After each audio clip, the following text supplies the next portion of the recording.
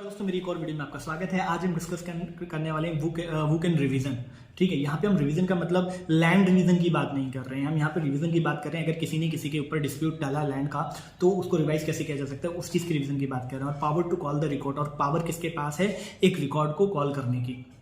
ठीक है, अगर किसी पर्सन ने, ठीक है, उन दोनों का डिस्प्यूट चल रहा था लैंड को लेके, फाइल डोला को लेके, कुछ भी लेके, वहां पे एक सू हुआ। सू होने के बाद क्या हुआ, उस पर्सन जो है, एक पर्सन हार गया। अब जो हारी वाली पार्टी वो आगे क्लेम करना चाहता है, तो किसको क्लेम कर सकता है? मतलब एक रेवेन्यू कोर्ट से उसको हार मिल गई, एक निचली उससे तहसीलदार लेवल या किसी भी लेवल पे उसने फैसला दे दिया और वो उसके हक में नहीं आया, तो वो कहाँ जा सकता है? तो अब वो जा सकता है, मैंने आपको पहले ही बताया था, जब हम कहने में म्यूटेशन भी होती थी डिस्प्यूटेड केसेस में। क्या होता था, म्यूटेशन के डिस्प्यूट केस में पर्सन जो था वो जाता था कमिश्नर के पास। मतलब अगर तहसीलदार के फैसला उसको पसंद नहीं आता था तो वो कमिश्नर के पास जा सकता था। तो यहाँ भी वही है कि अगर सू हुआ है और सू होने के बाद उसको पसंद नहीं आया तो वो बोर्ड के पास जा सकता है, रेवेन्यू बोर्ड, ठीक है, जो हमारा बोर्ड ऑफ रेवेन्यू है, उसके बाद जा सकता है।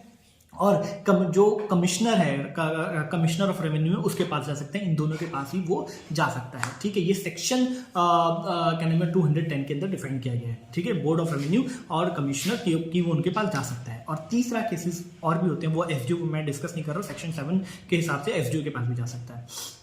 भाई एसडीओ से तो हारा है तभी तो इधर आया है, ठीक है, तो उसको एसडीओ सेक्शन 27 को साइड में कर दो। अब बात करते हैं कि अगर डिस्प्यूट हुआ, सू हुआ, एक बंदा हार गया, वो बोर्ड के पास गया, कमिश्नर के गया। अगर भैया बोर्ड के पास गया है तो बोर्ड ही फैसला देगा, अगर कमिश्नर के पास गया तो कमिश्नर के पास ही होगा। ऐसा नहीं कि पहले तुम बोर्ड के पास चले गए, थोड़ी सी बात यहाँ करी, फिर कमिश्नर के पास आ गई। अगर आपने एक बार बोर्ड में केस चला दिया तो बोर्ड ही चलाएगा, कमिश्नर के पास चला दिया, रेवेन्यू कमिश्नर के पास, तो रेवेन्यू कमिश्नर ही चलाएगा।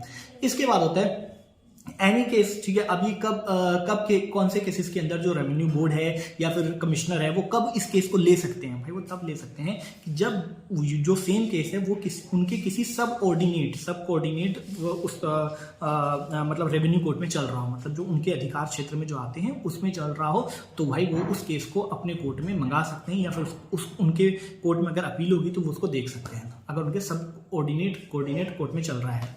ठीक है, कोई ऐसा कोर्ट, ठीक है, कोई एक ऐसा कोर्ट जो उसने फैसला दे दिया है, रेवेन्यू कोर्ट जिसने फैसला दे दी, जो उसके अधिकार क्षेत्र में नहीं आता, जुडिशरी में नहीं आता, और उसने फैसला सुना दिया, तो भैया उस केस के लिए भी वो व्यक्ति जा सकता है अपने कमिश्नर और बोर्ड ऑफ रेवेन्यू के पास।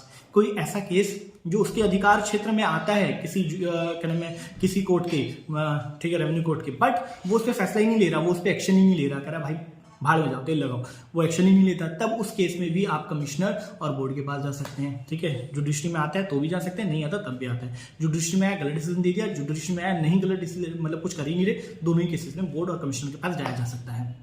ये कैसे कभी, या फिर जब आया और इलीगल कहने में उसके अंदर आपको जजमेंट दे दी गई, तो भी उसको आप चैलेंज करने के लिए एसडीएम कमिश्नर और बोर्ड के पास जा सकते हो। तो ये मैंने आपको सारी चीज़ें बता दी कि कैसे होता है, कैसे वो कैन रिवीजन, कौन रिवीजन कर सकता है। तो रिवीजन करने का जो राइट है वो बोर्ड और कमिश्नर के पास है। और जब पूछेगा revision of land, village land, तो रिवीजन कैसे किया जाता है विलेज लैंड का, वो अलग है।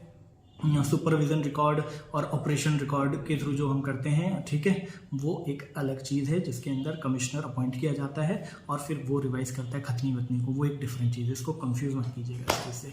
चलिए, thank you so much, have a nice day.